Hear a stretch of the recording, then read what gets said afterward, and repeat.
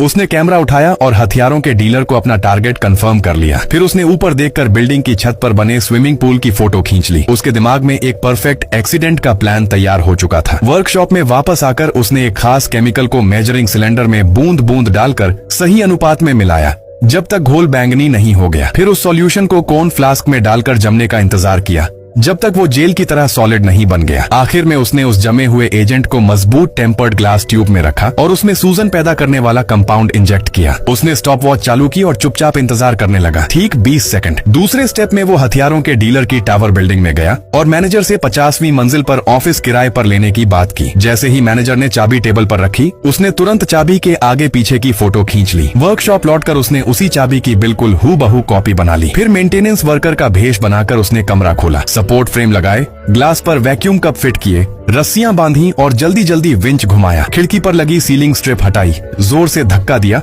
और बाहर निकलने का रास्ता खुल गया। वो बाहर चढ़ गया, क्लाइंबिंग टूल्स दरारों में फंसाए और 58वीं मंजिल की तरफ चढ़ने लगा। थोड़ी देर में वो लटके हुए पूल के नीचे पहुंच गया और पूल के कांच के तल पर वैक्यूम डिवाइस लगा दिए। सेक्शन कप और अपनी जबरदस्त ताकत के सहारे वो पूल के बीच तक पहुंचा और रस्सी कसकर खुद को सुरक्षित कर लिया। उसने ड्रिल निकाली, कांच में छेद किया और कोन जैसा जेल वाला मटेरियल उसमें फिट कर दिया। अब बस शिकार का इंतजार था। हथियारों का डीलर अपने बॉडीगार्ड्स की तरफ देखता है और वे समझकर नजरें फेर लेते हैं। डीलर अपना रोब उतारकर पूल में कूद जाता है। हमारा आदमी सिरिंज निकालकर सूजन वाला कंपाउंड इंजेक्ट कर देता है। डीलर तैरते तैरते पूल के बीच पहुंचता है। जैसे ही उसे नीचे कोई आकृति दिखाई देती है, टाइमर बिल्कुल सही समय पर बज उठता है। 1 सेकंड भी इधर उधर नहीं। वो वैक्यूम कप छोड़कर दीवार की तरफ लौटता है, रस्सी खोलता है और 50वीं मंजिल के एंट्रेंस तक आ जाता है। पूल का कांच धीरे धीरे लीक होने लगता है। डीलर मदद के लिए चिल्लाता है, लेकिन अब बहुत देर हो चुकी होती है। वो अपने सारे टूल्स समेटकर बिल्डिंग से बाहर निकल जाता है और किडनैपर को रिपोर्ट देता है। किडनैपर मिशन पूरा होने की पुष्टि करता है और उसे अपनी गर्लफ्रेंड से बात करने का मौका मिलता है। उधर उसकी गर्लफ्रेंड मौका देखकर जब किडनैपर कैमरा एडजस्ट कर रहा होता है, कैमरा थोड़ा घुमा देती है और हाथ उठाकर इशारा करती है कि ध्यान से देखो। उसकी आंखें चौड़ी हो जाती हैं। नाव के छोटे से नंबर को पहचान कर वो ऑस्ट्रेलिया की फ्लाइट बुक करता है और आखिरकार उस यॉट में घुसने में कामयाब हो जाता है जहां उसकी गर्लफ्रेंड को कैद करके रखा गया था।